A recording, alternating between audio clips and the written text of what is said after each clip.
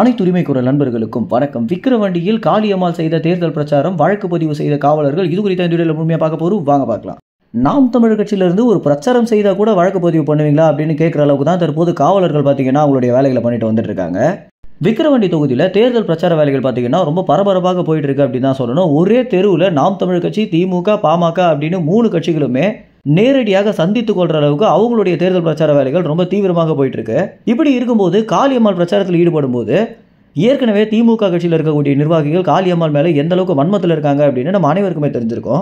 காளியம்மாள் பிரச்சாரத்தில் இருக்காங்க அப்படின்னு தெரிஞ்ச உடனே அங்கு இருந்த திமுக நிர்வாகிகள் பாத்தீங்கன்னா அவங்களுக்கு வழியே விடாம அவங்களுடைய வாகனத்திற்கு முன்பாக நின்று திமுக ஓட்டு போடுங்க அப்படின்னு கத்திட்டு இருந்தோம். அதற்கு பிறகு காளியம்மாளை கோபமடைய வைக்கிற நிறைய விஷயங்களை பாத்தீங்கன்னா அங்கு இருந்த திமுக நிர்வாகிகள் சொல்லிட்டு இருந்தாங்க. இதனால ஆத்திரமடைந்த காளியம்மாள் கொஞ்சம் வழி விடுங்க அப்படின்னு சத்தமாக கத்தியதாகவும், இந்த இடத்துல மக்களுக்கு இடையூறு பண்றாங்க காளியம்மாள் அப்படின்ற பேர்ல தான் காவலர்கள் பாத்தீங்கன்னா வழக்கே பதிவு பண்ணியிருக்காங்க.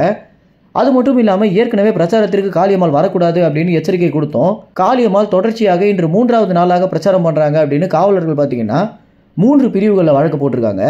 மக்களிடையே அமைதியை கெடுக்கிறாங்க அப்படின்னும், அதற்கு பிறகு திமுக கட்சியை பிரச்சாரம் பண்ண விடாம தடுக்கிறாங்க அப்படின்னும், வன்முறையை தோன்ற வகையில பேசுறாங்க அப்படின்னு காளியம்மாள் மேல பாத்தீங்கன்னா தற்போது 3 பிரிவுகளை வழக்கு பதிவு பண்ணியிருக்காங்க. இந்த பிரிவுகள் அப்படின்றது காளியம்மாளையும் நாம் தமிழர் கட்சி நிர்வாகிகளை ஒண்ணுமே பண்ணாது அப்படின்னாலுமே திமுக என்ன விஷயம் பண்ணாலும் அங்க நாம் தமிழர் கட்சியை மட்டுமே தாக்குற வகையில வழக்கு போடுறது எந்த வகையில நியாயம் அப்படின்னு தான் அங்க இருக்கக்கூடிய திமுக நிர்வாகிகள் பாத்தீங்கன்னா காவலர்களிடம் முறையிட்டு இருந்தாங்க. இருந்தாலும் காவலர்கள் அந்த விஷயத்தை கொஞ்சம் கூட பொருட்டாக மதிக்காம பிரச்சார வேலைகளை இன்றோடு முடிச்சுக்கணும் அப்படின்னு காளியம்மாளுக்கு மட்டுமே எச்சரிக்கை கொடுத்துட்டு போயிருக்காங்க. இந்த வீடியோக்கள் பாத்தீங்கன்னா விக்கிரவாண்டி எலெக்ஷன் அப்படின்னு போட்டாலே உங்களால யூடியூப்ல பார்க்க முடியும். சில காப்பிரைட்ஸ் காரணங்களால எங்களால் இந்த வீடியோ இணைக்க முடியல.